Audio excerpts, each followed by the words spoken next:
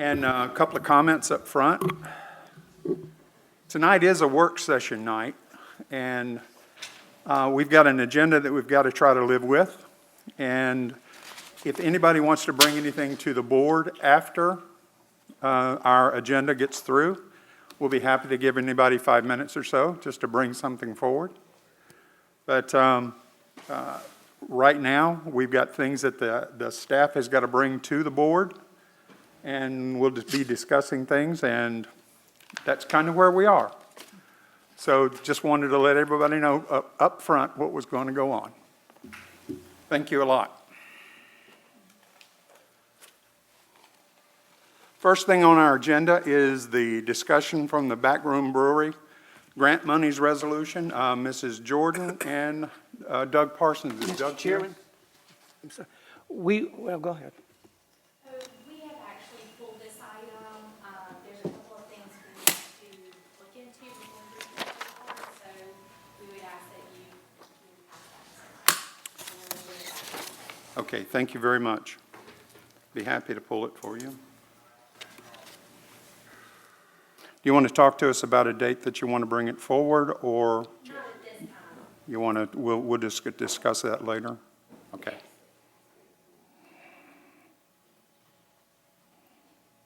Mr. Chairman, Yes, sir. it looked like a question, a look of inquiry. There is no state funding, so we need to go back to rework what the county can provide. So we'll be back to you next month. Okay, thank you.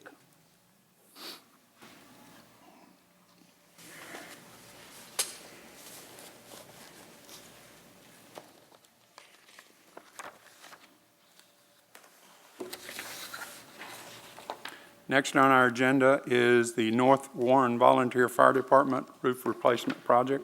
Brandy? Good evening. On July 29th, the county received bids for the roof replacement project for the North Warren Volunteer Fire Station.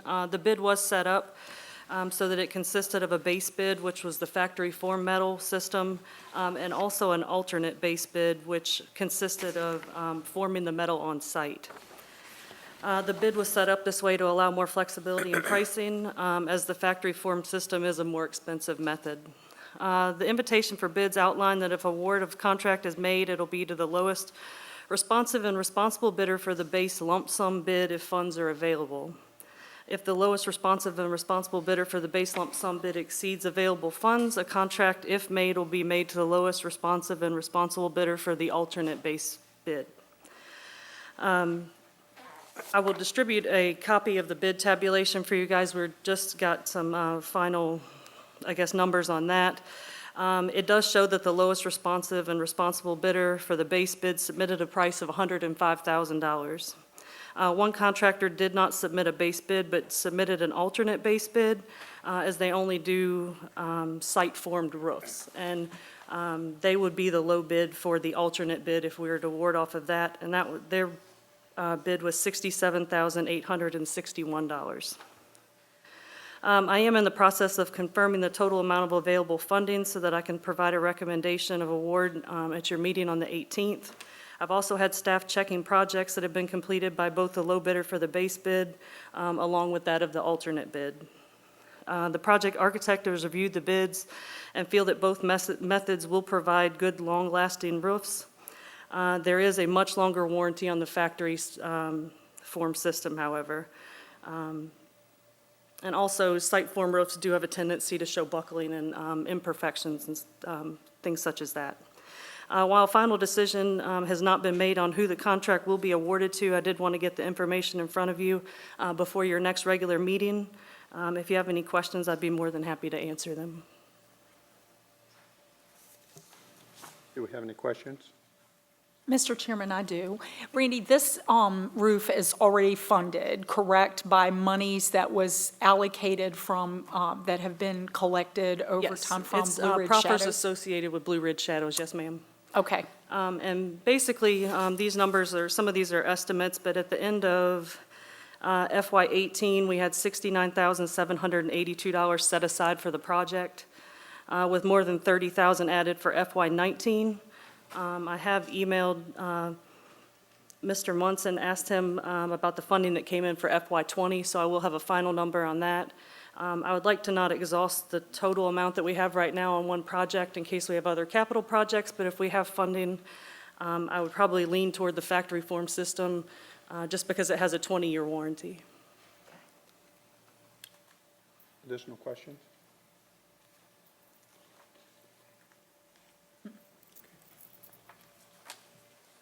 No other questions? Okay, then let's move on to our, Can I ask one more thing? Will that be added to the 18th? Is that your expectation, or are you going to have to add it to the following meeting? I'm planning on putting it on the 18th with a recommendation to award. Okay. And if that is the consensus of the board, I will put it on the agenda. yes, ma'am. Right.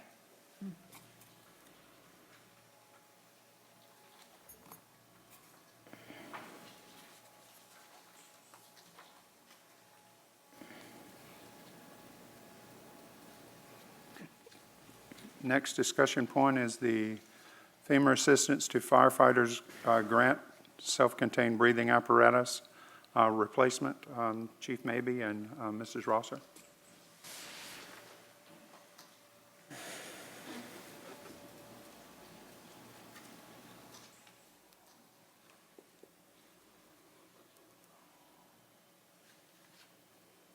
Good evening, Mr. Chairman, members of the board. First thing I'd like to do is to recognize Brandy publicly for her help. She's helped us on many grants, and when you look at the amount of this one at over $750,000, that you should be very proud of the work that she's done. But I want to introduce our grant team that we put together after the fact, which is in the back, Lieutenant Mickey Cerna, you know, Jerry Maedico, and myself. A lot of work has gone into this, and it really feels good to know that, if you remember when we first talked, especially Ms. Cullors, you were in that meeting when we knew going in that if we didn't get this equipment on a grant, that we were going to have to find some way to come up with almost $1 million to pay for this equipment. But we were lucky enough to get it. We've been working really hard at matching numbers because there's some things that that we didn't get in the grant that we tried to find a way, because they were needs, a way to put back into the grant. Ms. Cullors attended the chief's meeting on last Thursday, I think it was. And they unanimously have basically told us to go forward, and they gave us amount of money to spend because there are matching funds and so forth with this. Now with that, I'm going to ask Jerry to come up and explain the money. He's better in money figures than I am. When we get up to $750,000, then I just lose it. So I'm going to get him to come up and explain and answer your questions, because it may be a little bit complicated. So if you do have questions, please ask. Well, Mr. Chairman, members of the board, county staff, as always, it's a pleasure here to talk about this important project for the Department of Fire and Rescue Services. We gave you a packet that was at each one of your respective stations at the start. I'm just going to walk you through that packet and give you an update. Page 1 of the document will show that the AFG awards, we received the official notification of award on July 31st, 2020. Up until this point, there's been 1,514 awards through the AFG program. Most recently, $1.7 million of awards went to the Commonwealth of Virginia Fire Departments. Out of that, we received ultimately our grant portion out of that 1.7, and ultimately we are 23rd highest in the funding across the nation. So as Chief alluded to, a lot of hard work culminated by good success at the end of it. Page 2 of the document will show you maximum funding. Ultimately, when we started the planning process for the 2019 Assistance to Firefighters Grant, we have to, in reality, plan based off of available funding. Through the AFG grant program, based off of our locality size and population served, we could apply for no more than $1 million. So ultimately, to replace our entire respiratory equipment across our entire fire and rescue system, the dollar estimate that we received from the vendor was well over $1 million. So we formulated with our chief's advisory staff to how can we bring that number into an obtainable, realistic number that met the grant award. Page 3 will reflect when we talk to you about the approval to apply for the grant. What we did is we were going to apply for 105 total SCBA units. That ultimately reduced the total number of self-contained breathing apparatus units in our countywide cache. We ultimately eliminated the driver's air pack on the apparatus under the auspice that ideally the driver would not need a self-contained breathing apparatus and/or would be able to use one not being used based off of staffing limitations as today's world. So we eliminated that driver's pack across the entire fire and rescue system. We added 2 self-contained breathing apparatus per EMS unit, 1 per fire administration SUVs, a complement of countywide spares. And this grant did not include any upgrades to our rapid intervention team, also known as RIT, equipment. So ultimately, based off of that 105 number, page 4 will show you a breakdown of the first initial price quote we received from Municipal Emergency Services, one of the vendors that carried this SCBA of choice, and it was just at $995,000. So we squeezed in just under that $1 million threshold. After we came to the board and we got the approval to apply for the grant, we started working with another vendor. We had a very limited time frame to get this grant in, so we started working with another vendor. We had a little bit of time left, and ultimately that vendor on page 5 came in at $872,000, or a difference of $123,000. So it came in much lower than the other vendor. On page 6, when we originally came to you, we told you it was going to be a 15% cost match to the county. We anticipated that because that is what was outlined in the notice of funding opportunity in the guidance documents prepared by the Assistance to Firefighter Grant, or FEMA. When applying for the grant, the computer calculated our cost match at a 10% cost match. So you allocated $113,000 is what we told you when we applied for the grant. When we entered the numbers into the computer system online, it calculated it completely different. So ultimately, in a crunch, we said we're well under our allocated amount. We went ahead and added back in the driver's pack associated with the grant. So what we cut, we were able to add back in and stay under the $1 million mark and the $113,000 that we told you we were going to earmark for that program. Ultimately, page 7, the 114 units is what it ended up being. So we applied for the AFG grant at 114 total units. When we came to you for approval, you approved for us to apply for the figures that you see on the left-hand side with a matching funds of $113,767, a total amount with the grant funding and the matching funds of $872,000. The awarded amount, it was $725,454 and some change, or matching funds required of $72,545. For a total amount of $798,000. So well under the anticipated amount that we were seeking.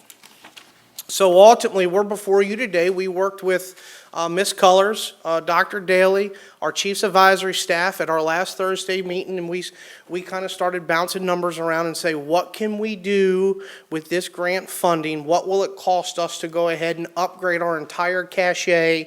That includes the RIT equipment, the 114 packs, all new cylinders, all new face masks with the grant funding. So I'm before you today on page 8 to ultimately tell you the bottom right-hand corner of that document. It breaks out, we are seeking $128,972.47. That, coupled with the federal share of the grant, the $725,000, will take care of our deficiencies in respiratory protection equipment. It will actually increase the available RIT packs that we have in our system, and it will bring us into compliance with nationwide standards. Ultimately, our total inventory coverage on page 9, this is what we are seeking to purchase. 114 SCBA backpack harnesses, 228 SCBA air cylinders, 114 face masks. That should be, 13 RIT packs, should be 13 RIT air cylinders, 8 tool adapters. As Chief alluded to, our Chief's advisory staff recommendation, we held that meeting with our Chief staff, Ms. Cullors and Dr. Daly. The Chiefs voted unanimously to accept the grant award of $725,454.55, allocate $72,545.45 from our fire program's fund balance for AFG matching funds, and allocate $56,427.02 from our fire program's fund balance for the necessary equipment not covered by the grant, the overages associated with that, and so forth. I will tell you today that Lieutenant Cerna has been probably a thorn in this gentleman's side. It's our sales rep. But we are working diligently to bring that cost down to get the best bang for our buck. When we were at the chief staff meeting, we were ultimately at $188,000 is what was approved at the chief staff level. We're down now to $128,000 of fire programs funds. We envision that we're even going to get that number down a little lower by the time it's on your agenda for action. So we are still looking at that. On page 11, you'll see a timeline. So why are we here today? We're here today because ultimately where you see in red is where we're at. We're to the point to where we have to either accept or decline the AFG grant. That deadline is August 30th at 7 a.m. So ultimately, by the time you convene on the 18th, that's the last possible meeting for action to accept or deny this grant. So we're ultimately here today to show the support of our Fire Chiefs Advisory staff, our career and volunteer men and women. Ultimately, this was an exciting achievement for our department. Ultimately, we are able to do this program and it not cost the taxpayer any money. We're not asking you, our elected officials, for any new money. This fire program's fund balance is money that's received by the Virginia Department of Fire Programs. Chief maybe puts that into ultimately a reserve to do capital improvement upgrades, equipment upgrades such as this. The money's ultimately sitting in the budget, waiting to be spent on a program like this. So we're ultimately looking at today a $128,000 investment to receive $725,000 in federal funds.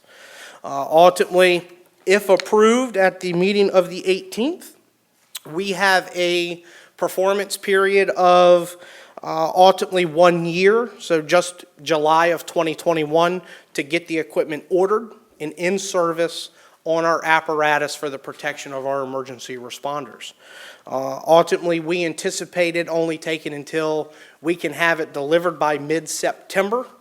We can have it in service in all of our staffed, career, volunteer, otherwise, trained by mid-October, in service on our apparatus, replacing the obsolete equipment, protecting our frontline emergency responders. As Chief alluded to, I certainly want to send my thanks to Ms. Rosser, our entire grant writing team. Mr. J.B. Carter, Chief of Amosville Volunteer Fire Department, he successfully wrote a grant for Rappahannock County to do the exact same thing. He was able to share his documentation with us that we were able to use as a base document to ultimately meet our and gear it towards our community's needs. Ultimately, our Chief's advisory staff, and of course you, our elected officials, for your support. I'm certainly available to answer any questions that you may have. You had brought some stuff. Were you going to show us what you were actually getting? Yes, absolutely. what you see standing, and I'll go grab one, or I'll pluck Chief and Lieutenant Cerna to pluck one. Ultimately, that is the self-contained breathing apparatus. Ms. Cullors had the opportunity to wear it, as well as Ms. Shiraki, Mrs. Weird last name. Can you type that into minutes, please? Mr. Weird last name. So, but ultimately, absolutely. So this is replacing our obsolete equipment. Our equipment is obsolete, as we explained to you, that we can't find parts. It no longer meets the NFPA standard. This equipment up until this point has all been the responsibility of each individual volunteer station. And certainly, we now know that, especially since the coronavirus or COVID-19 hit our volunteer stations, the ability to fundraise has drastically declined. They're in a position now of trying to decide if they're going to pay the electric bill or do equipment upgrades. Mr. Mabe, you asked at the work session to apply for the grant. How will we make sure that this doesn't happen again and our equipment doesn't get in this state of repair? And ultimately, this will address that. This now becomes the responsibility of the Department of Fire and Rescue Services at the county level. That is in an MOU agreement with our volunteer stations. So it ultimately becomes, it alleviates that cost impact and net burden to our volunteer systems. This is just one more of those benefit programs that the Department of Fire and Rescue Services can absorb. The other equipment is our RIT packs. Right now, we only have 4 RIT packs, the Rapid Intervention Team packs, strategically located throughout our response system. This would ultimately put a RIT pack on every fire truck and every specialty piece that responds to a fire ground incident. Each RIT pack has a different capability, but ultimately, in the event of a downed firefighter, a significant incident, this would provide that ability to extract that firefighter out of that environment, provide additional oxygenated resources out of the cylinder. It's ultimately an air pack that can assist that firefighter during that emergency. Additional questions? Because I have another one, but, Just have one. yes, sir. Pulling the 72,000 from FAR programs and the 56,000 from FAR program, is that going to impact your budget in the future in any way? No, so that, and certainly Chief, jump up because you're the budget guy, but no, ultimately that money is sitting there for projects like this. This is not a daily operating expenditure budget that we can use. This money comes from the Department of Fire programs, and it can only be used for specific purposes. This meets the classification for that. We can't use that money to, in essence, pay overtime costs or additional firefighters. It has to go towards equipment upgrades, training, etc. Okay. Very well. Thank you. Additional questions? Of the equipment that's the standing upright one, how often, does that have to be certified every year, still being operational and functional and everything that's associated with its certification? That's correct. So there is a maintenance program that comes with the air pack purchase itself. So there is a lifetime warranty on that self-contained breathing apparatus. There is an annual maintenance program. Ultimately, the vendor will come in. They will test all of the safety components with it. They will do a visual inspection. The cylinder goes out every 5 years for a hydrostatic test to make sure that it's in good sound condition. So yes, that's something that we're currently doing with all of our self-contained breathing apparatus. The problem is now they're not becoming serviceable. So when we run them through that yearly test, ultimately we're being told, hey, they're out of compliance and we can't get parts. Right. So that's to ultimately why we were at the position of applying for the grant, because that annual service. The other thing too is each department, volunteer station, is responsible for that annual service. Lieutenant, what is that now, $56? What are we paying now? We're paying $48 now, but it will be reduced to $28 by going with the new vendor and purchasing through the new vendor. So that's per 113 units or 112 That's units? plus the RIT pack. So right now, Plus the each RIT. volunteer station's responsible for that annual cost that they're paying. That's another cost that the county will absorb through the chief's budget process and fire programs funds to absorb that cost from the volunteer stations as well. So yes, they'll go through that annual compliance test. Any additional questions from anyone? I have one. You said it's a lifetime warranty. What's the life expectancy of one of those? Because lifetime, not human, obviously. So ultimately, what we have found is NFPA is the standard that we have to follow. That NFPA standard revises about every 5 years for self-contained breathing apparatus. What we have found is ultimately with technology upgrades, right now, our self-contained breathing apparatus, if you're above 3 standard years, so 15 years, they consider that a non-compliant self-contained breathing apparatus. We envision the lifetime, now they say once it's in service, it's covered under normal wear, tear, but ultimately what we have noticed is in 15 years, the vendor is going to put out direction that this is no longer covered in the lifetime warranty. They almost force your hand, just like the car, right? It's an extended warranty. Software, like Correct. software. We can't get these parts anymore, so they're not covered in the warranty. So we envision, we feel comfortable telling you today, this is going to fit our department's needs for at least 15 years. Additional comments, questions? One thing I'd like to add too, that Sir. you left out, was the fact that, when I came before you a couple meetings ago for multi-gas meters, one of the things that I used to promote that was the fact that this was the meter that Frederick County, Winchester was using, and a lot of our surrounding people. Well, it's the same with this breathing apparatus. Rappahannock just got a very high grant amount to do the same thing we're doing to their department. Frederick County, of course, they spent about $4 million over that to get to that point. But so these are 2 counties that we supply mutual aid with regularly. So if we go over there and need spare bottles, as an example, they'll be interchangeable with our equipment as well.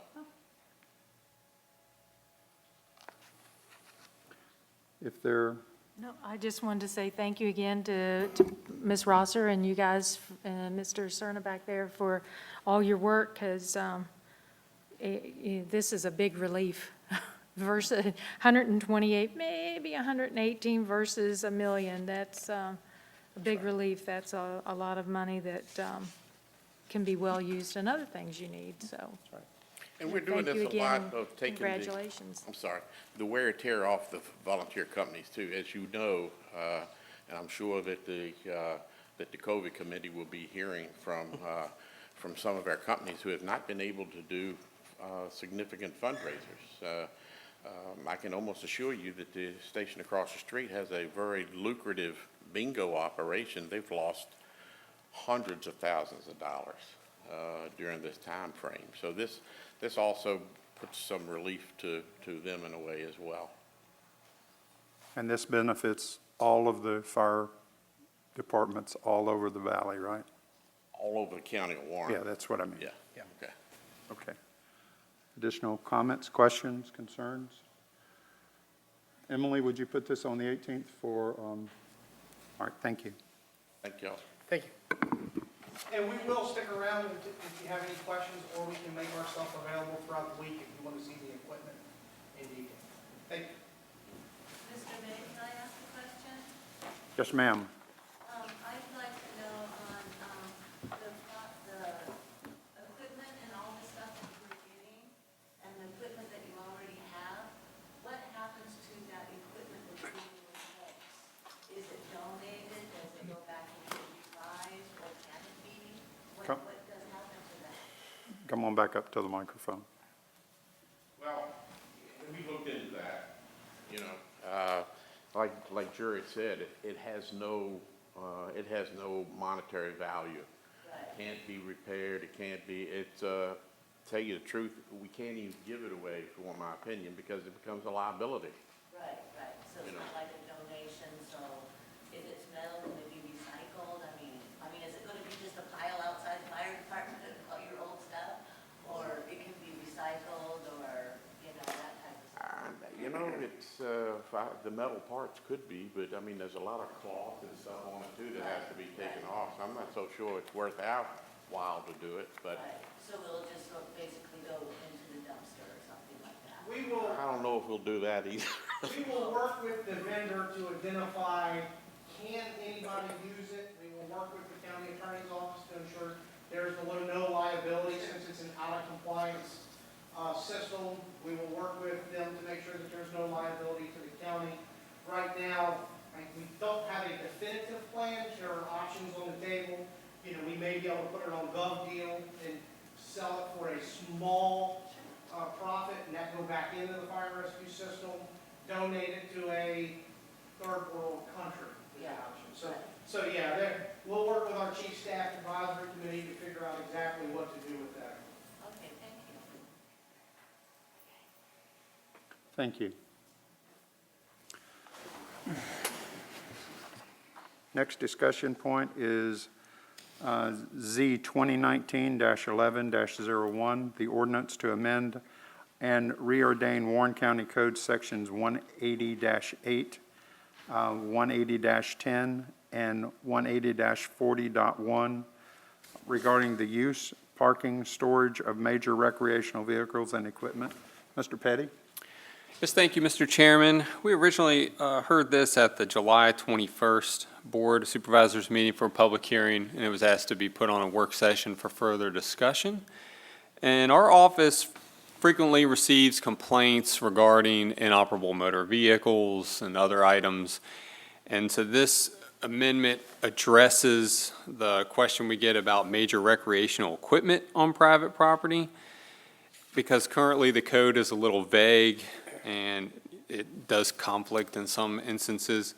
So these amendments and additions will allow our office to adequately enforce that and clarify some of that code section. So you have the amendment there. We can kind of go through some of that, and I can highlight some of the changes that we've made. This is kind of routine for us. We will go through and clean up any code sections that we deem necessary. If, you know, concerns come to us, questions come to us about subjects, or we'll also address them if the state or federal level asks us to. So in the draft text you have, there are a few different fonts. The bold sections are the new edits or additions that you'll see. The regular light font is the existing text that has been unchanged, and then anything that's been striked through has been removed or placed somewhere else. So in 18010, we're really only changing the major recreational equipment section there. We have pulled that out of accessory use to clean it up and just move that to another section. So that will remain unchanged. And accessory uses are general in nature to property. As you'll see in there, it talks about inoperable vehicles, where trucks can be placed, yard sale stats. So that's a separate item. We just shown you that we are taking this section out. And we have defined major recreational equipment, which does include RVs, travel trailers, jet skis, pontoon boats, houseboats, anything like that. These are the items that we have gotten concerns about, people collecting them on their property that don't go anywhere. And again, we had no code to address that. So now this new code essentially treats it similar to the inoperable vehicle, where you are now allowed only one inoperable piece of major recreation. You would still be allowed the inoperable vehicle as well, so we did not change that. The restriction on residential districts remains the same about how you can park your recreational vehicle. It must be in a driveway. If it is not in the driveway, it must be in the side or rear yard and meet those setbacks. And that is intently because residential neighborhoods are a little more dense. Houses are closer, so we wanted to make sure that they're keeping them in an orderly fashion, keep the aesthetics of the neighborhood. There was some question. We did have some comments about agricultural zoning districts, if there would be any change to that. However, Planning Commission and staff felt that that may be too restrictive to people with agricultural property, which is tends to be more rural, obviously more land. Again, they would still only be allowed the one inoperable major recreational equipment. Other items still remain the same. You cannot use a camper as a permanent dwelling. They're not to be used for storage. And also, they are not allowed to be inoperable within the special flood hazard area, which is important for us and with FEMA. Any piece of recreational equipment or boat or trailer in the special flood hazard area must be operable. Because in any major flood event, predicted major flood event, we want those to be removed, and it's very important that we have those out of the floodplain during those events. So those must remain operable. And those are really, it's really just to clean that text up and give us an enforcement measure. So when we do get complaints about these, rundown boats or campers in people's property that people do call us about, we have some mechanism to enforce that. If you have any questions, I'd be happy to answer them. Again, this is a staff-initiated text amendment, essentially just to clean that code up. And I'll be happy to answer any questions. Mr. Petty, I have a question. How do you know if something's inoperable? I mean, does the county actually go and ask somebody to start it, or? So we do have define how you figure something's inoperable. And for our sake, even with vehicles, we cannot trespass on property. So when we go by, everything has to be visible from the right-of-way or an adjoining property if the neighbor makes the complaint. The one telltale sign is it has dead tags, or it has a dead inspection sticker, or no inspection sticker, or it's missing parts. And when we go by and we'll make an inspection, if it is in the same spot, same missing parts 30 days later, we're kind of under the understanding it's inoperable. So that, we define it, it has to have valid license plate, valid inspection sticker. And for instance, like a boat, obviously we won't be able to tell if that will start, but the trailers, the tags, everything still has to be up to date, and we can contact the Commissioner of the Revenue to make sure that they are up to date on their personal property taxes and the like. So that's our main way of telling. Thank you. You're welcome. Additional questions?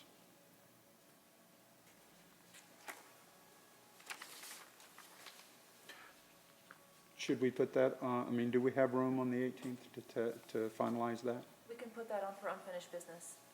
Okay. Would that be fine for you, Mr. Petty? Yes, sir. Thank you. Say again? We already have the public hearing on the 21st. Does it? So we had the public hearing, but you went back and made additional edits, or no? No changes have been made Okay. since the public hearing. Okay, I just wanted to clarify Yeah. that, make sure.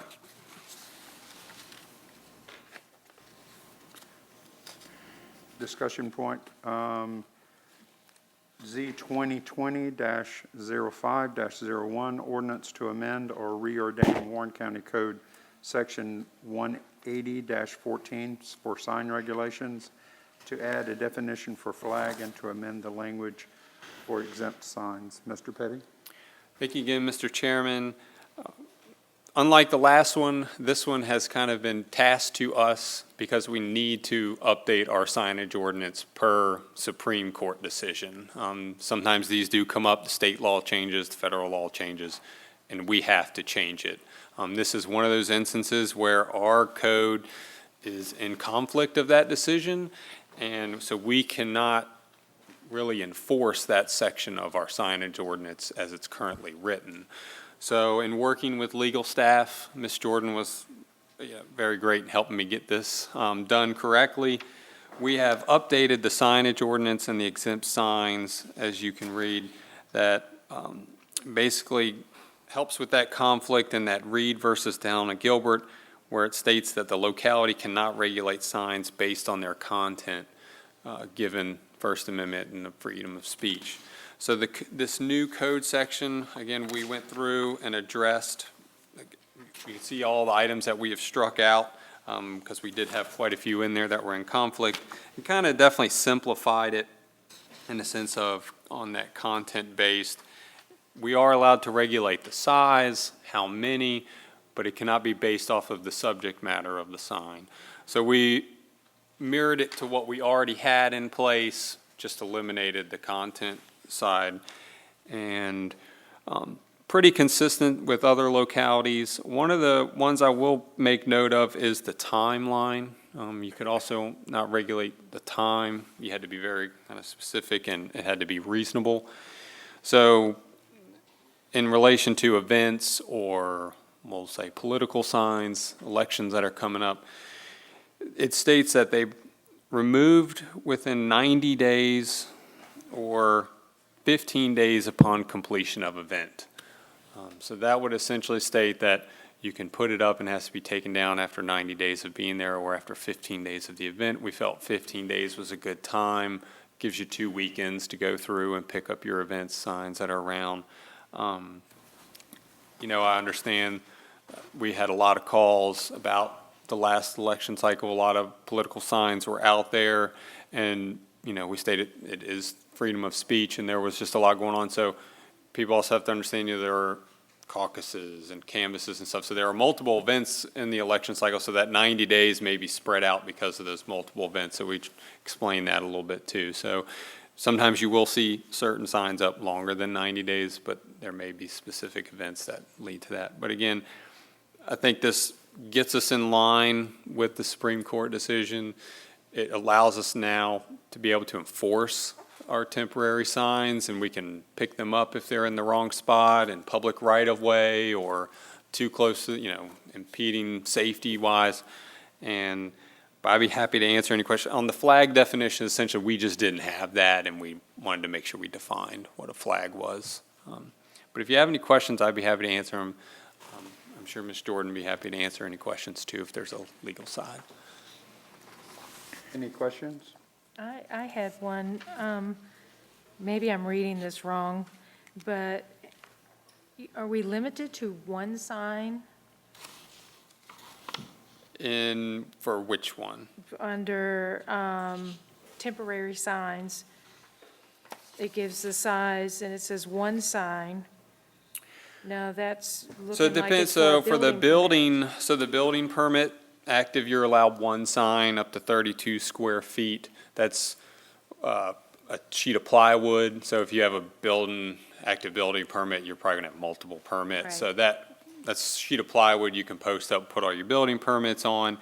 Let's see. I thought somewhere there was a restriction on how many signs you Number could 5. have. Trying to find which one. It says one or more temporary, but, okay, one sign. I knew I'd seen one sign somewhere. So on a residential property, you are allowed one or more temporary sign with a total area of no more than 12 square feet. Okay, So if you have 6 signs, they just cannot total more than 12 square feet.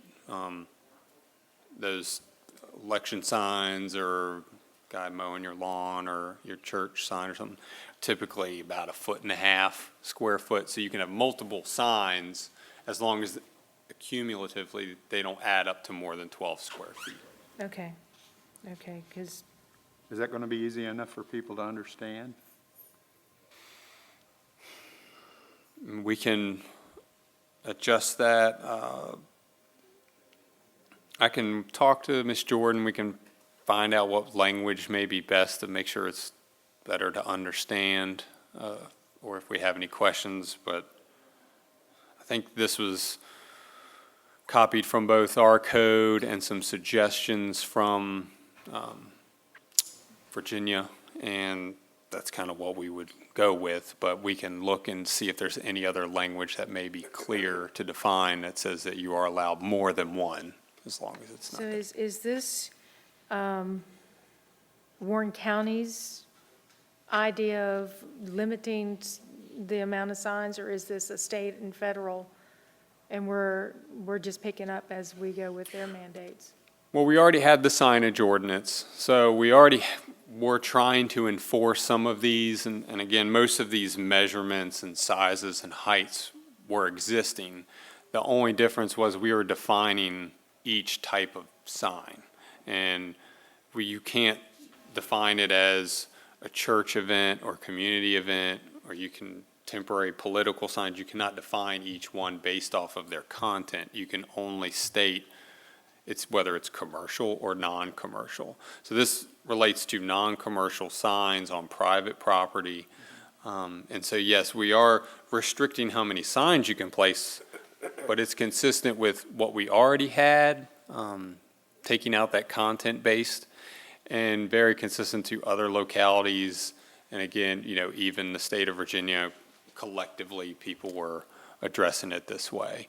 Once the Reed versus Gilbert decision came down, every locality was updating their signage ordinance and trying to make it appropriate to their locality. Again, we just took that decision and mirrored what we already had, but made it consistent with that decision, so. Okay, I guess my concern is government telling me what I can and can't put on my property. And that concerns me that somebody else is telling me what I can have on my property and limiting that to, I don't want a dozen signs necessarily on my property, but I just have a concern that as a government body, is it my place to tell you, you can only have one sign in your yard? I just feel like that's a little overreach personally, and that's why I was questioning, is this, ours, or is this a state mandate and we just have to pick it up like the other parts? It's ours. We can change that regulation and be less restrictive and allow for more. Again, I will say we got a lot of calls last year about the signage that was around, and I think this would allow us to kind of be in that happy medium where we're still allowing multiple signs, but also being, cognizant of the aesthetics and of people want to see. But I totally understand where you're saying, being restrictive of people's property rights. And so we can go back and look and see, a better number and put it out for a public hearing again to see if there's if anybody has a preference. But again, this was kind of consistent with what we had, and we just felt that it was a reasonable amount as well. Okay. Is this something we're trying to do immediately, or do we actually have time to put it out for another public hearing so we can get other inputs on this? I think the sooner we can get it done, the better. I know the political season. And we've gone multiple years without doing it now. We've kind of been behind the ball on this, I think. Other localities are just getting theirs done as well, because it does take time, especially in the larger municipalities. They have a much larger signage ordinance. But I think the sooner the better. But I think, obviously we have time. Just currently our code is inadequate, so we won't be able to really enforce anything, and because that would just get us in trouble if we try to enforce something that was not correct. Does anyone have any trouble with putting it out for a bid? Not for a bid, but for additional public comment on it? No, that was just my concern. I thought it was limiting. And, maybe it's just as simple as to say, figure it out and put a number there, what that equals, so it's a little bit clear, but, not trying to make an issue of it. Well, I don't think you're making an issue of it, but what I do want is, if we've got additional input from other people, we should at least let the people hear it. And I'm okay with that, as long as we've got the time to do it and we're not under constraint. Yeah, we've got the political season coming, but we have the time to be able to do it. Because signs are going to be starting to be put up here in not too distant future, and we've got to be prepared for it. And just to go back to what our old signage ordinance said that is incorrect, that we cannot enforce, it did call out temporary political campaign signs on private property. Maximum sign area was 4 square feet and maximum height was 4 feet. So it was more restrictive, and now we would be allowing 12 versus what was 4. So, Mr. Petty, I can think of a location in my district that has a very large political sign that has been there in a field by a farm for the last 4 years and has not been removed. that sign would be, that sign would be in violation of this ordinance, is that correct? That's an agricultural location, and it's a huge sign. I don't know what the surface of it is, but I can see it in my head. And it's been there for 4 years. And I suspect it's going to stay for, through November and maybe longer. So would that sign be in violation? From what this ordinance is reading, it would be, correct? Because it is political in nature. It would be if it's based off of an event. We would have to address that when we get there. It's definitely one of those, it's the First Amendment, we would touch it, but we would, if we could deem it based off of an event, we could go after it that way. So, but it's a challenge, and that's why we have to amend this code now, and hopefully, again, we're working with the legal staff. We are correct in our language that we have. Enforcing it can always come with challenges. We just need to make sure that we're clear in what we would be enforcing, whether it's somebody's right of freedom of speech or public art, we'll say that way, or if it's a signage that's based off of an event or program or something, we would have to address each situation as with any zoning violation, case by case. Because it could be argued that this is a violation of political free speech, that somebody has to take down a political sign that they want to keep up as a statement on their own property for an extended period of time. Correct. Yeah, and my again, we would have to, as of right now, we are currently in an election cycle. So after that event, as stated, takes place, we would have to address it then. Okay, thank you. You're welcome. So what's the current size for a political sign? 4 square feet, 4 4 square feet in height. 2 by 2? That's current, because I thought it was a little bit smaller than that.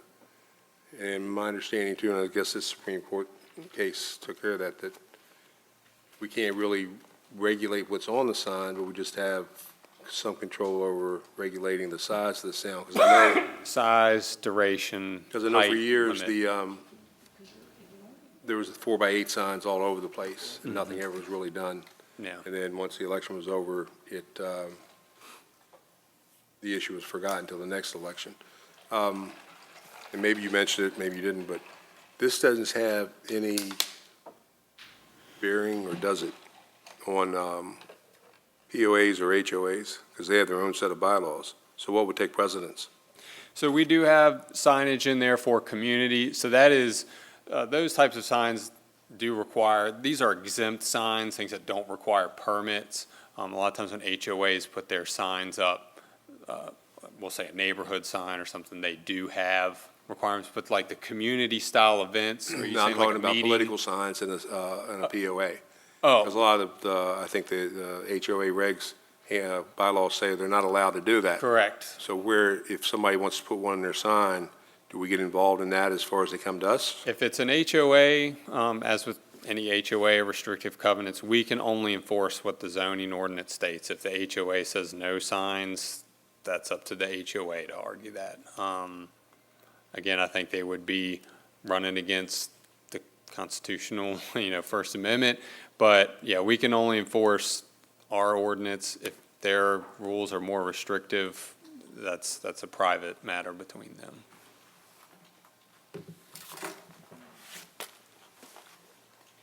Additional questions or concerns? Emily, when can we get this out for additional public hearing on it? I think that it's going to deserve it. I can put it on the 18th for authorization to advertise, and then I can re-advertise I am so sorry. for September 15th. Do you want me to turn it off? No, I've turned it off twice.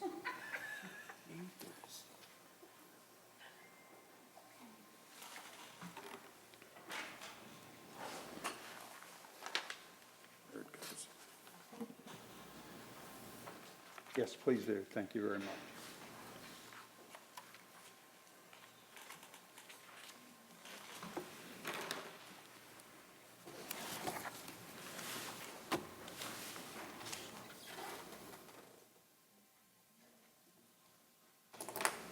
Next item that we're going to be talking about is the pay scale adjustments for communications officers and additional dispatcher positions. Mr. Butler, or Sheriff Butler, I should say. Good evening, Mr. Chairman, Board of Supervisors. Thank you all for having me tonight. I've been looking at this for quite some time. And the first part of it is the two additional communications officers. COVID has definitely changed the way we do things. The problem with communications is we have an area where so many people are sitting right on top of each other. So one person comes in asymptomatic, they're gone for 3 days. They're pretty much done if we don't get a test. So that really shortens us so bad that we can't man or staff. We're having to pull our deputies off the street to man communications. That's very important for us. When someone from the community is dealing, and we all know we're dealing with the epidemic of overdoses in our community. That's a true epidemic we're dealing with. And we're dealing with them nightly, daily. Our fire and rescue, we're getting calls left and right for it. And these individuals are trained to actually handle the calls. So we want the best communications officers we can find. Well, if I go through the pay scale, it would shock you to hear that someone with 6 years on in our agency and considered one of our best communications officers makes about $33,000 a year. We'll get into that in the second part. The bad part about it is these guys and girls are being run ragged, filling in overtime and just filling in the hours. We're pulling lieutenants, officers, animal control officers off the street to actually run our communications office. And then obviously recruiting in this area. So what we're trying to do is trying to beef up the number of communications officers we have. So if we do have a shortfall with COVID or anything else, and I believe COVID's going to be around a while, we can have a more reserve so we can get these people trained and have them ready to fill in the positions. We also are going to use it as a stepping stone for our local law, for our deputies in the future, animal control officers, and let them apply for those positions. So now what we've done is we've taken a young individual, giving them the opportunity to actually be trained, certified, work in our system. We can see how they operate for 2 or 3 years, and then give them the opportunity to become law enforcement officers. That's been done with the jail for many years, but we don't have a jail. And we already know the issues with that. They don't need to come from RSW because they're already making what our guys are making anyway. So that's not going to happen. We've been fighting that battle forever in our court systems. So what I'm trying to do is do 2 things with 2 communications officers. I already told you I'd come up with what I need. I'd love to have 4, but I need 2. I need 2 so I can have a shift that I can split. That way we have a buffer in between and we can cut down our overtime. We can cut down our manpower shortages.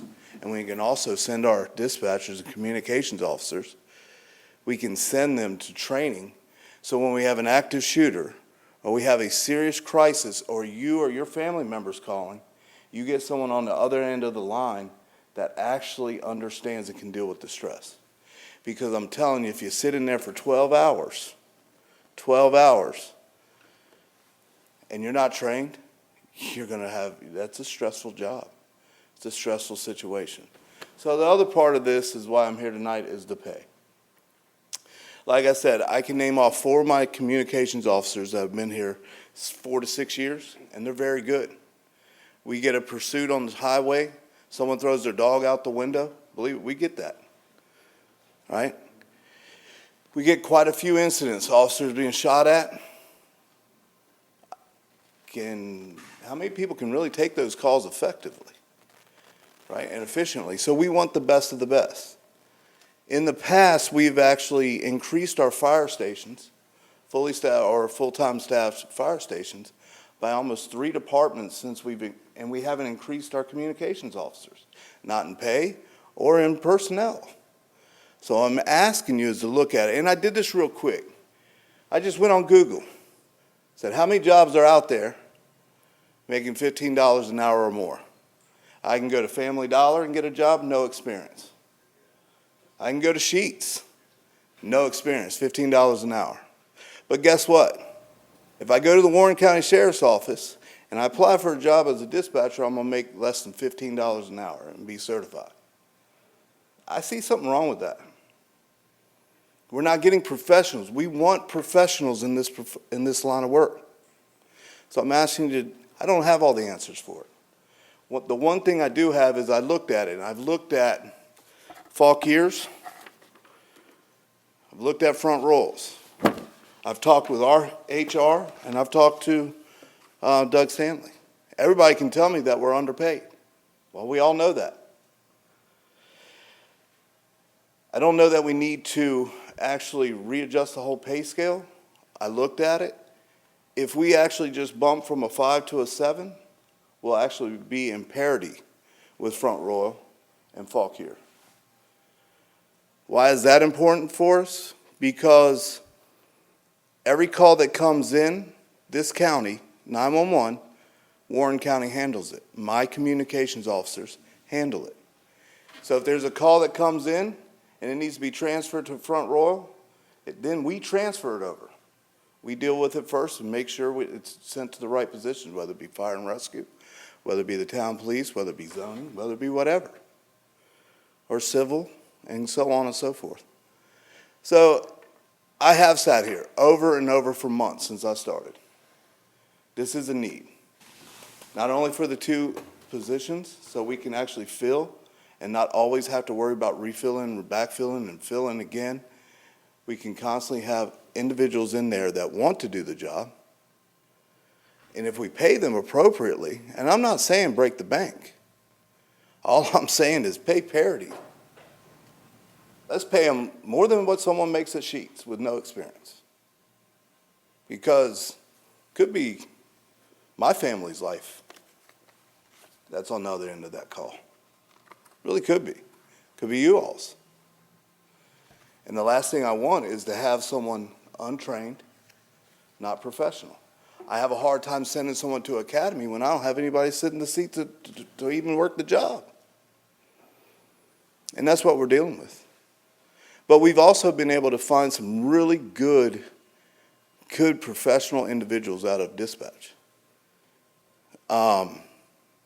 3 of them are actually looking and wanting to go to the academy. And I would much rather send those individuals who showed this county that they want to work for us, want to give all they have.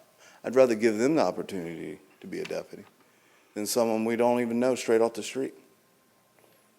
So that's why I'm here tonight. And I'd actually like for y'all to look at it. All I'm asking for is to move from pay grade 5 to pay grade 7. We've worked the numbers. The numbers are there.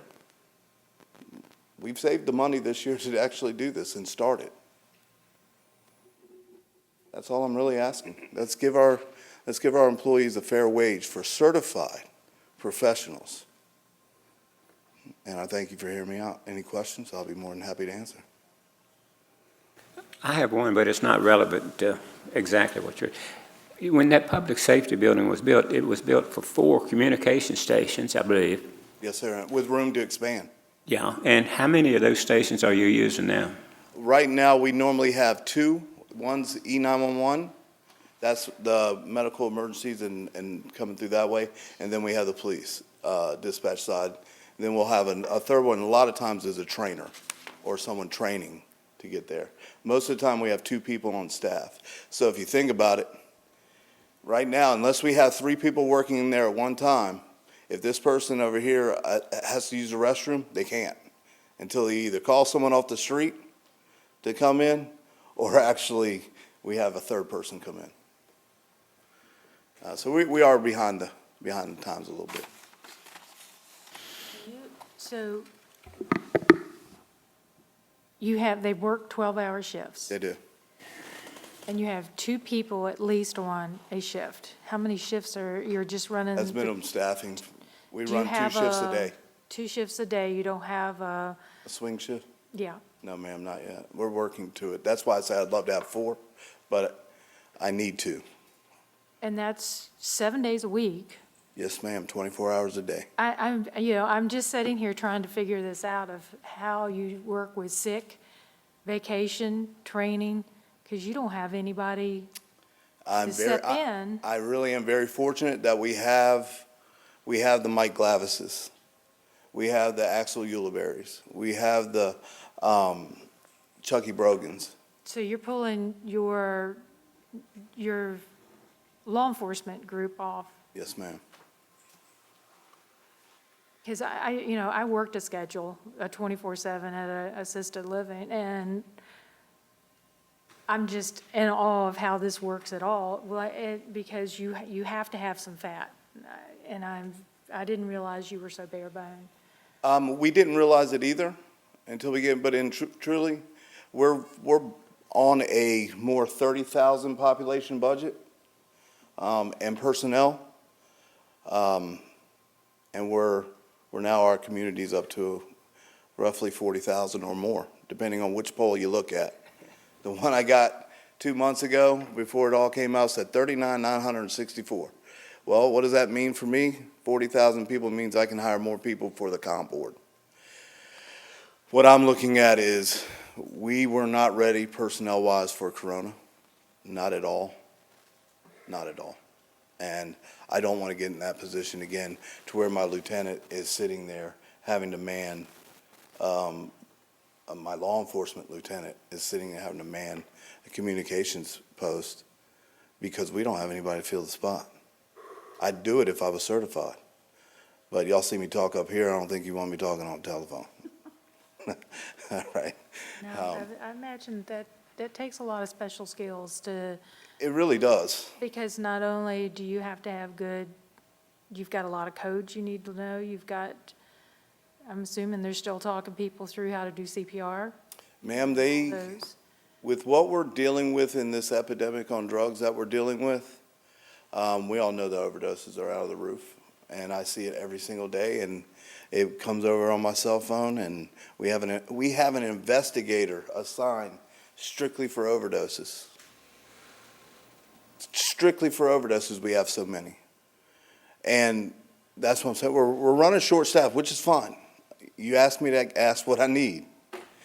And now I feel like I'm beating a drum, but what we truly need, I need 2 people. I would love to see my communications officers make what the town front row makes, and who do 2/3 more of the work. If this gets passed, Yes, sir. will they make what Front Royal Police Department? We will be at parity with Well, Front Royal. parity is about Yes. all that we're gonna be able to do. We will be at parity almost with Fauquier as well. And that's the big thing, because ours is different. They have pay bands, or as Mr. Daly and I talked, they actually have pay bands. So an individual with roughly 6 years on, working at Fauquier as a communications, we'll give them communications 2 or 1. We'll keep them at the lowest. Communications specialist, PO3, 6 years in, makes $21 an hour at the minimum. So we're only talking about raising them from $15 to $21. I'm not even talking about raising them that high. Okay, I mean. What I'd love to, but we would have to change our pay scale. What I'm asking is this: right now, I have an individual with 6 years on who's an amazing dispatcher, communications officer, who makes $33,000 a year and has kids and a family.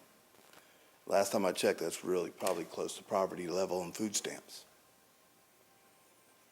I think that's a problem. I think that's an issue. And that's why I'm willing to stand up here and fight for it.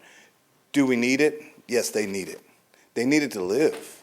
Could you imagine working a 12-hour shift and then having to work in this heat, having to work construction all day just to pay your bills so you can come back and work it again? And that's what and they're having to do that. I get that. I've worked 2 jobs my whole life. I get that. And doing this profession, you're not going to get rich. But we can look at this with a little compassion. I'm just asking they get paid fair wages for what they do. Sheriff Butler, you already have the budget for this, is that correct? It's in your budget? Yes, ma'am, we've actually saved that in our budget this year. Okay. So the increase. It's a total of $130,000 to do Oh, everything that you've requested. And it's not that high, actually. To actually bump them to where we want to be, it only comes out to about $30,000, I believe we came up with. And 100,000 for two Next year- additional people? Next year would be, and 100,000 for just 2 additional, yes, ma'am. Okay. We have saved that in this year's budget.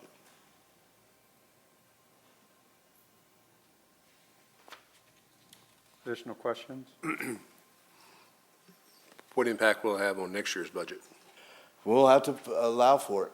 It will be an extra, obviously, but I don't think we can wait any longer since we've been behind for so long, Mr. Carter. No, and you're absolutely right. I mean, it's been too low for a long It has. time. On personnel and, And it's always been like a training step up, like you It said, has. which is good, and entry into the sheriff's department.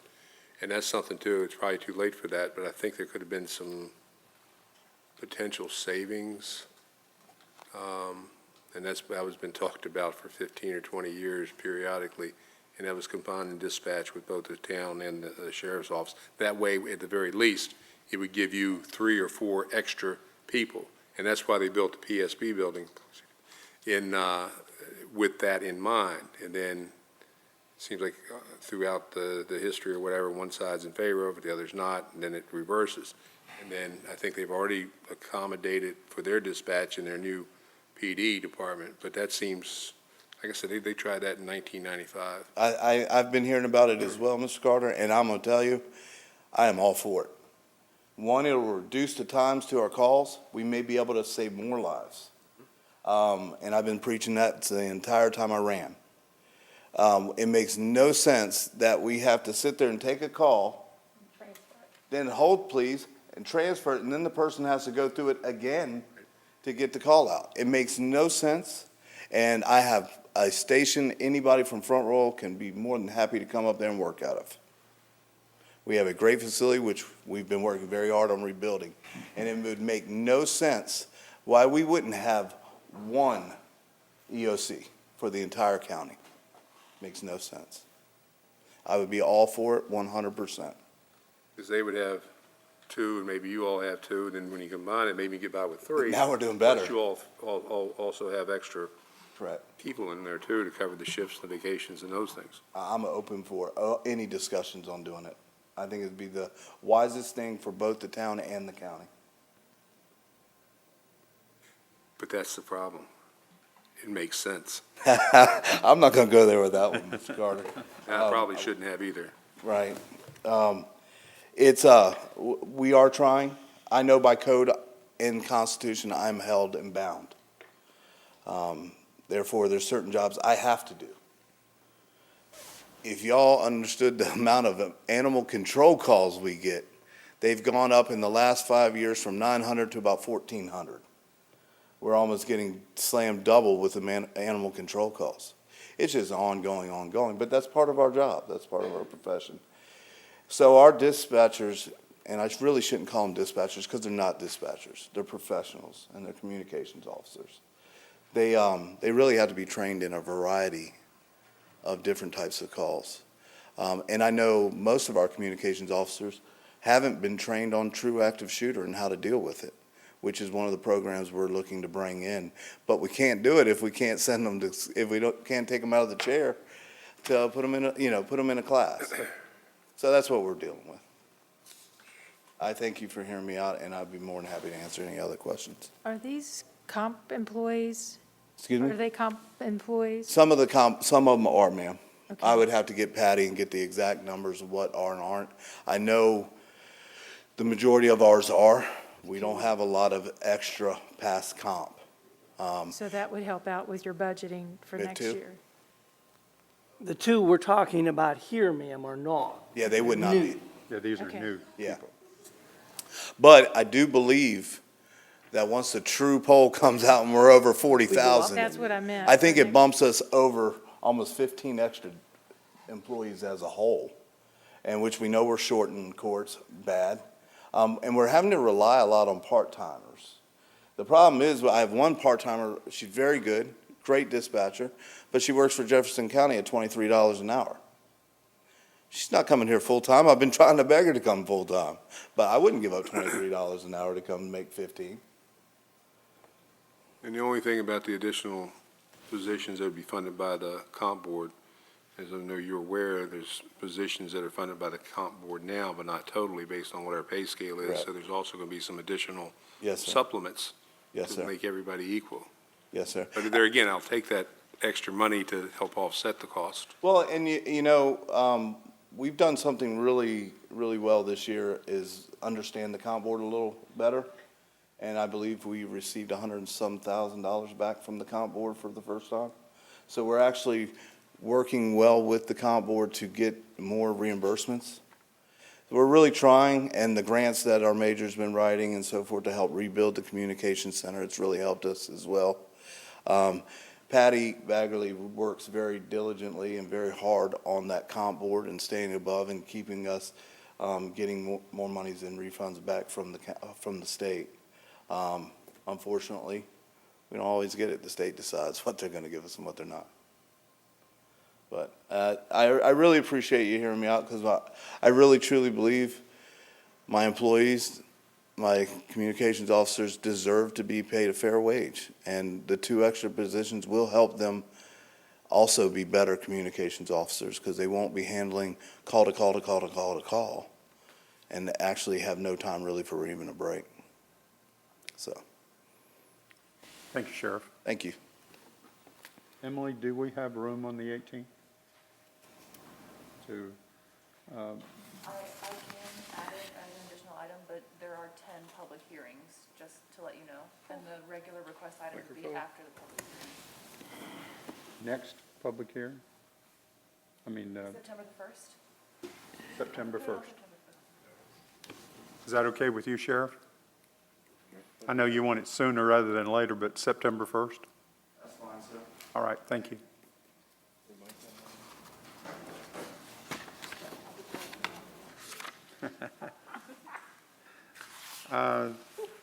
Next item on our agenda is this discussion for the 2020 board goals mid-year update from Ed and Emily, please.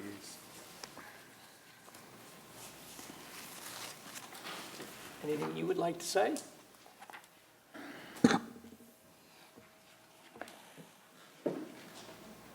So in your packets, you have about a 5-page progress report update on all of the items that were adopted by the board previously this year. I reached out to all of the department heads and the individuals who were sponsoring these specific items, and they've provided you with updates. So if you have any additional questions or you would like any additional information on any specific item, you're more than welcome to let me know and I can work on that. But this is our mid-year update, kind of.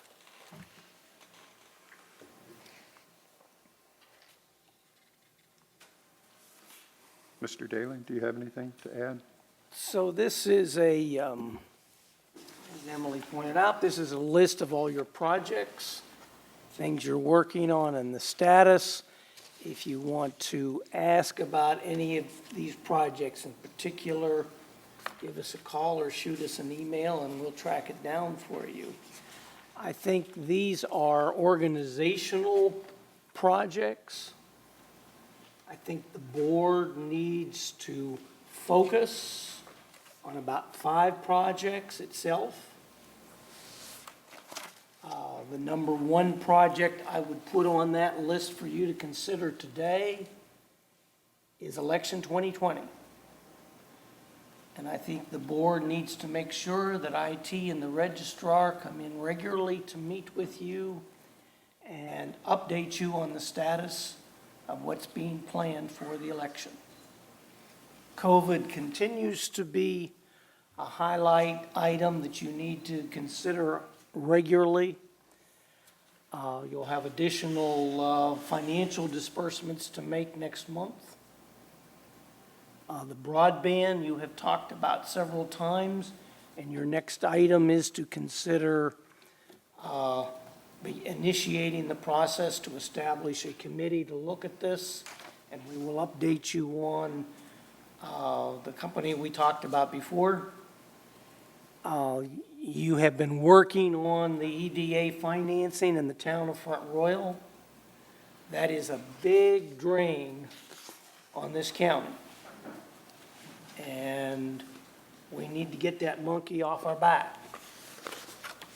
Because the sheriff made his case, and he gave you a good case, and quite frankly, it is what it is. If we can do $600 a week on them for not going to work, that means we're paying them $15 to stay home, to not do anything, doesn't, let Sheets out of it, let it, Family Dollar, et cetera. They don't have to go anywhere.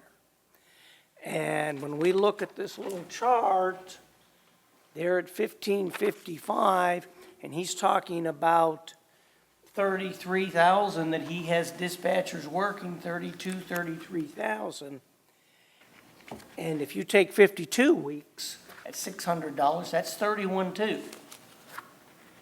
And that's typical of our entire pay plan, right? We have a whole bunch of positions in those categories that we need to address. And I believe the big item the board needs to look at is our compensation plan. We have looked in recent years, we've worked very hard on the capital infrastructure. And we have some outstanding results from that. But now we're going to need to turn a little bit. We're going to need to focus on our human infrastructure. We need to put that focus for one of the board's priorities as our employees. And we did step one of a compensation plan last year in October. We have not done step two. That is in the budget, but we want to wait till we have our finances. We know exactly what they are. And the finance department is looking into that for us some more. And we hope to be in a position that you'll be able to award step two by January at the latest, this next quarter, because then we'll have a quarter of our new revenues available for you to review. And John is monitoring that closely to see how they match the budget.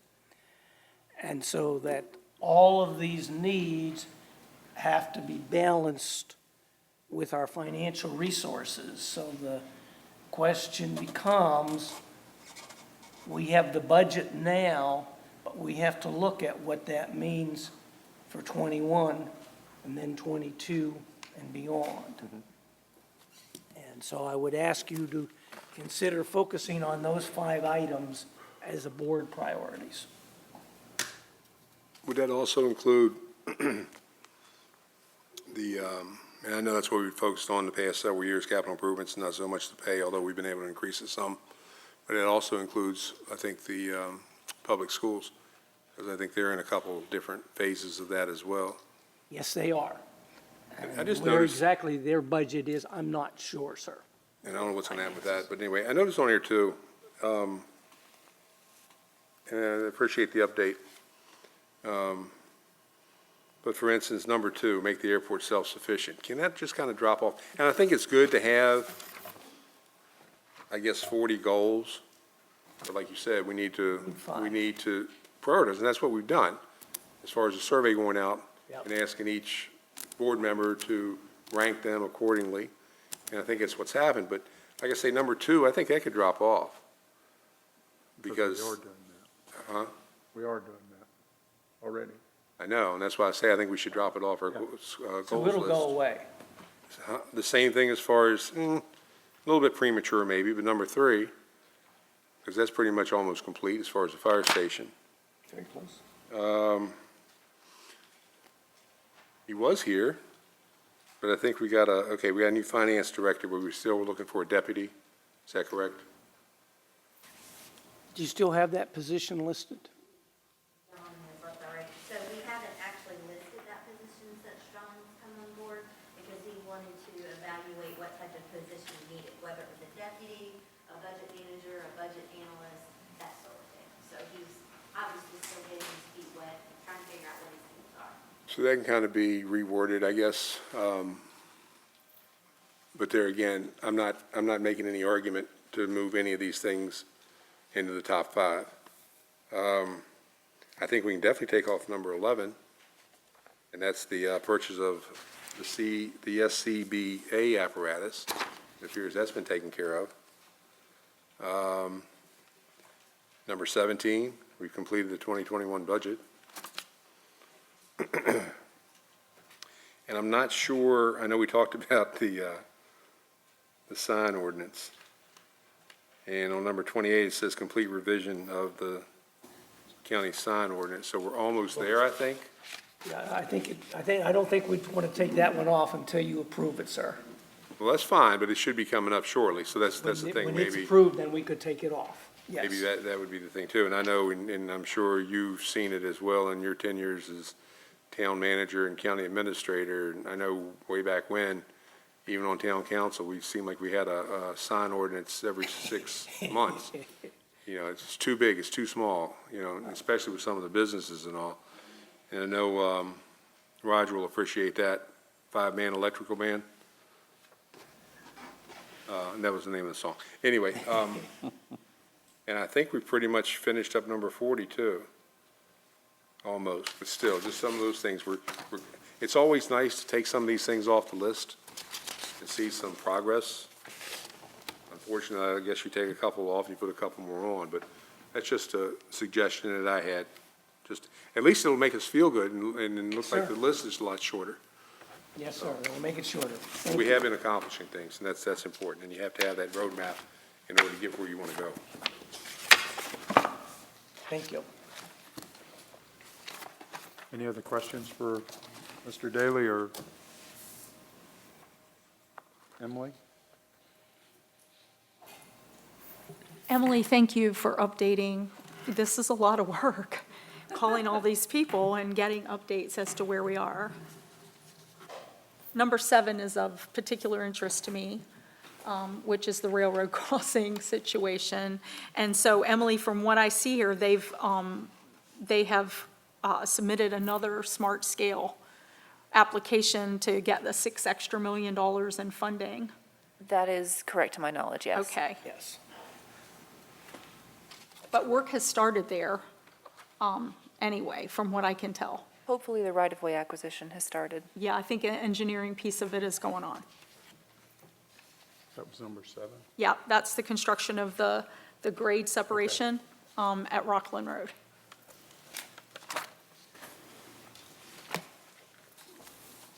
Okay. And we can remove 31 as well because the airport management issue has been taken care of. Part of Partly. that, having talked to Mr. Ham today, part of that will have to go out as an RFP, Okay. but it will quickly be done. It's on its way off the list. But it had to be put out, because I guess as we talked about it, we're going to continue on for a year. And then see if there's a transition, and I guess when the transition has to be put out for RFP, or we have to put it out real soon. They will have it to us soon. They hope to have it to us next week. But the FBO we can approve, but part of it the FAA requires that we solicit proposals. Is So there, it won't disrupt operations out there. It's just a hoop. is there any action at all on the ISO 9000? Are we a little premature in trying to get to that level as of right now? It's, I mean, you need to did he keep come looking back? out He there, didn't sir. come back yet? Okay. Don't let it get too far away. I won't let it get too far away.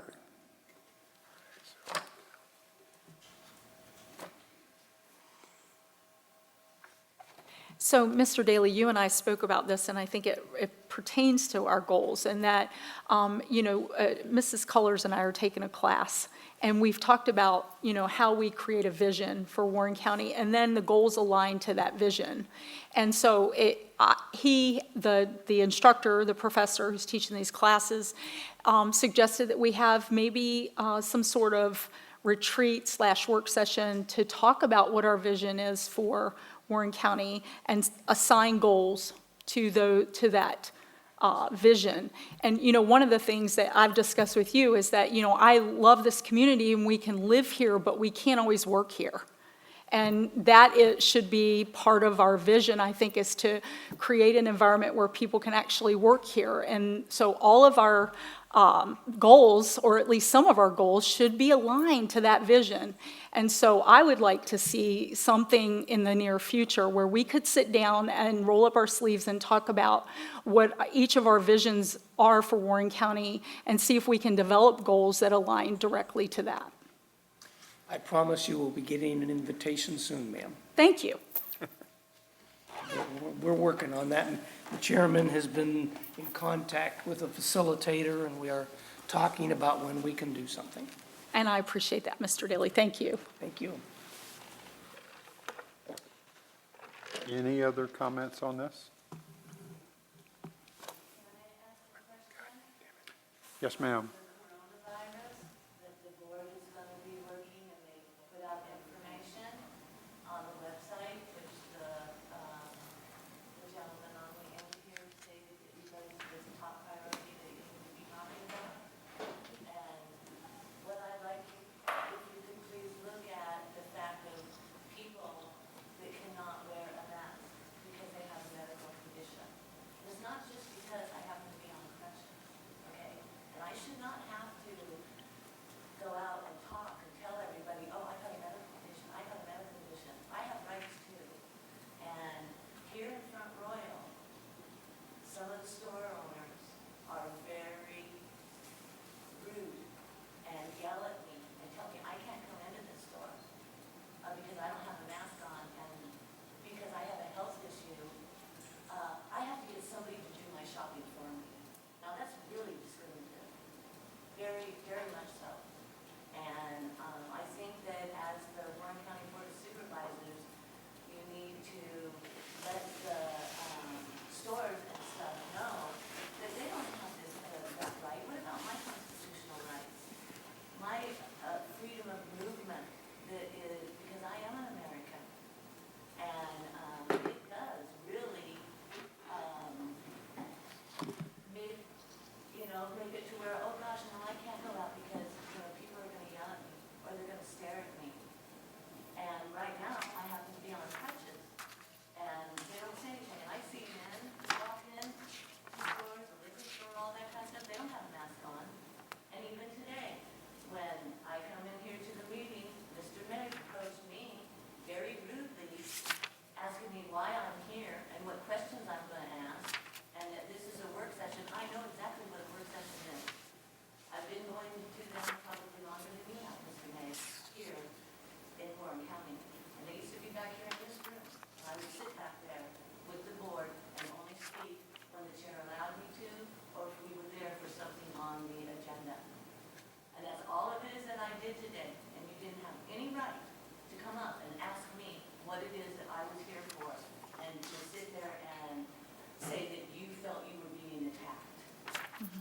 That's on you.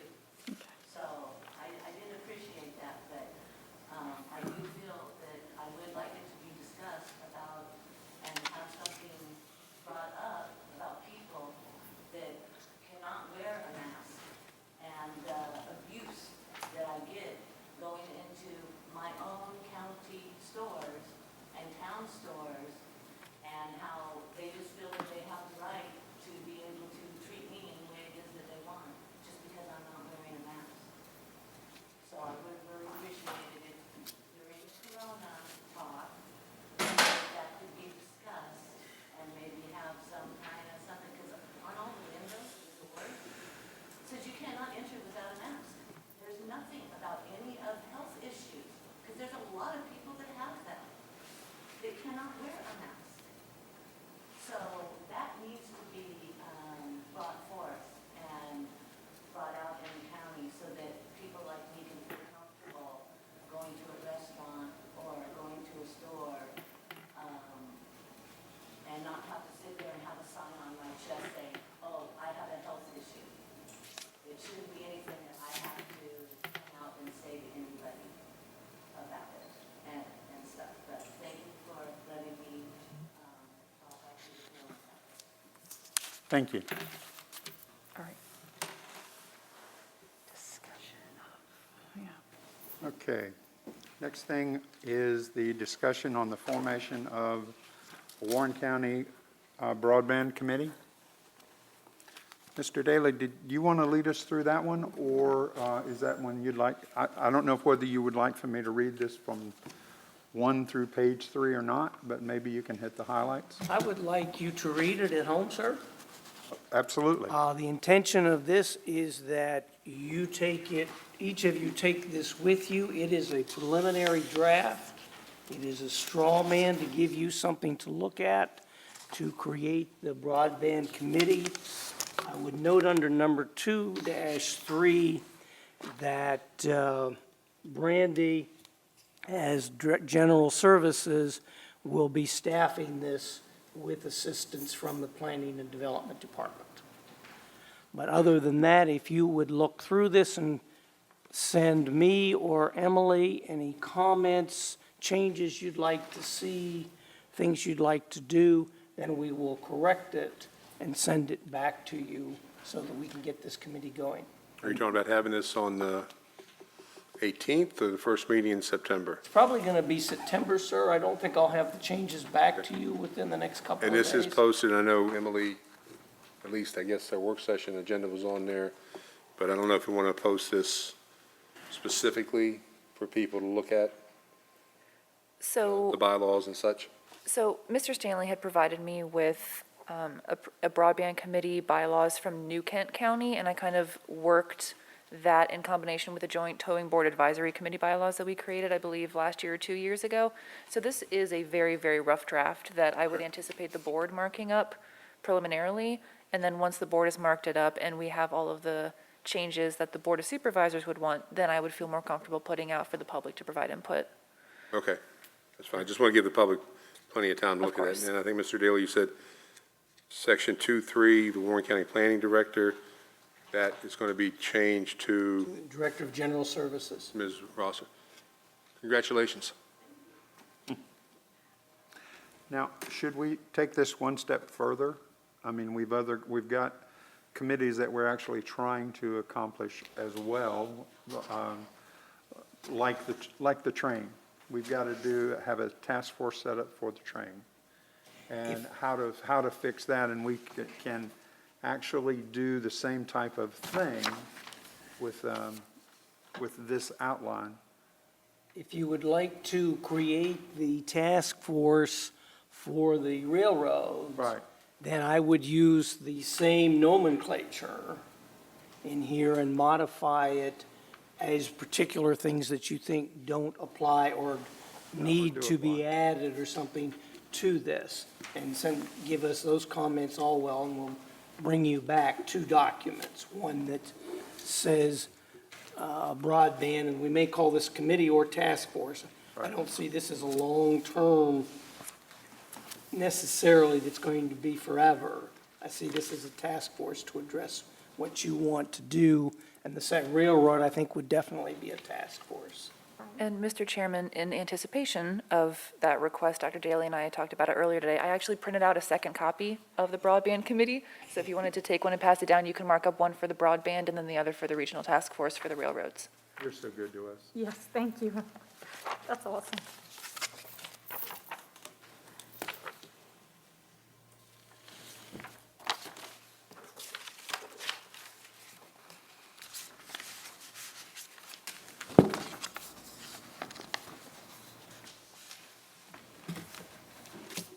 Now, from a time frame point of view, are we talking about still trying to bring this all together by September 1st, or would you like Bringing to these try to? back to you September 1st, and if we can get if you can get your comments to us within a week, so that we can then work on them after the meeting of the 18th, we can put this together for you so you can consider it in September. Does the supervisors have a problem with that? Thank you.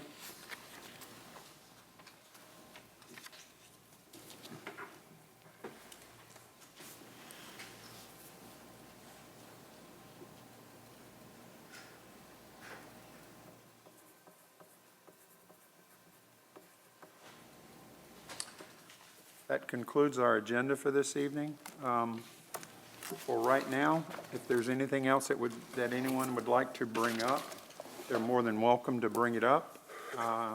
And if we can have about 5 minutes speaking, we would really appreciate it. Yes, ma'am. Is this still being put on YouTube? Can she sorry. come to the podium, please? Yeah, we can't hear you, Linda.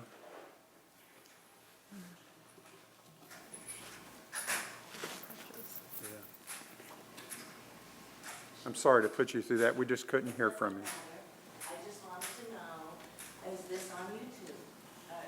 You're not on YouTube anymore? Yes, so the meetings are no longer being live streamed on YouTube because the pandemic has ended. However, we are getting new hardware installed in the boardroom in the next couple of weeks that will enable us to once again do live streams.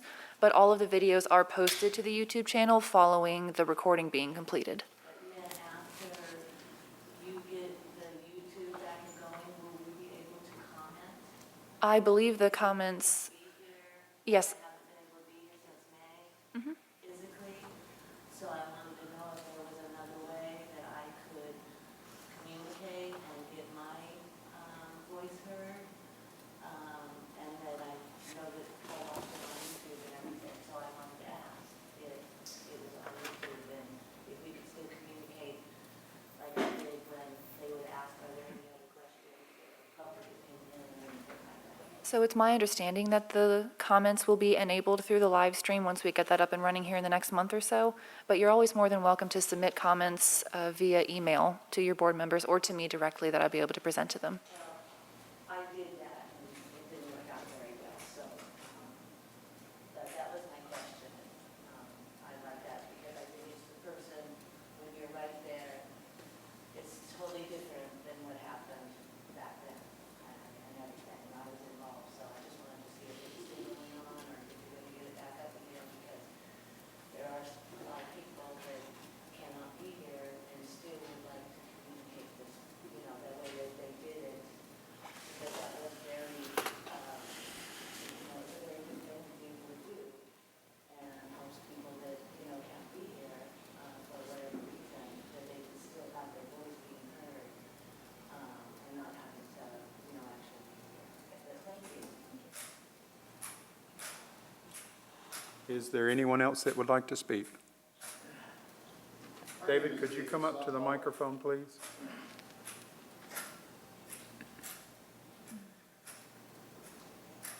Good evening.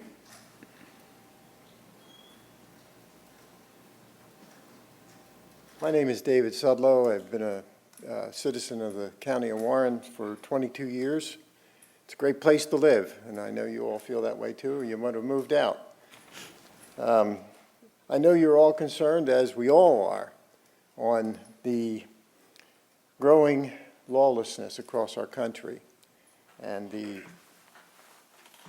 fact that the Marxists always get their way.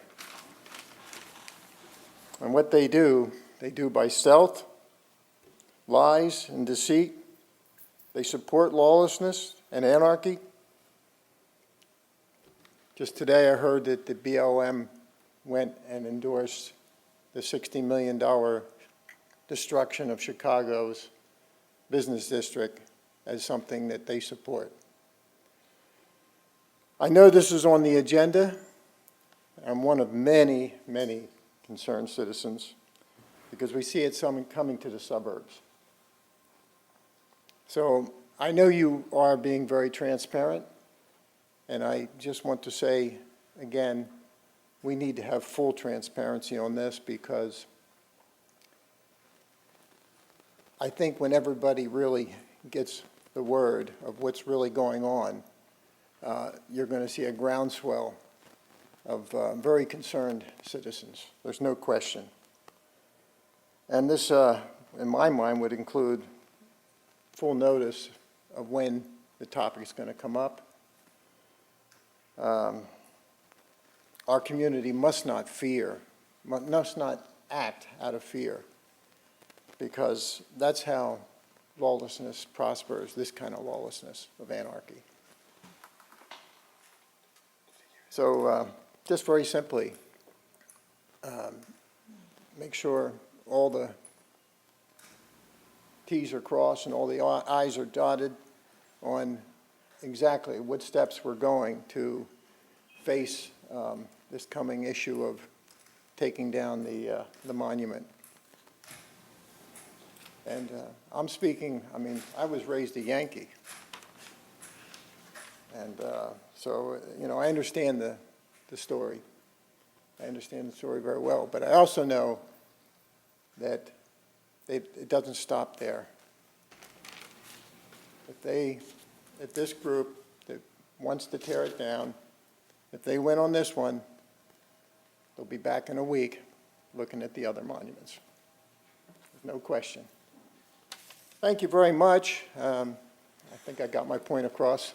The monument issue, excuse me, is set, well, we're waiting to find out, I think by Friday. I don't think we've heard yet that it was going to the court to sign off. We did, so we do have it set. It's been approved, yes, sir. So it's been approved to have a referendum in the November election.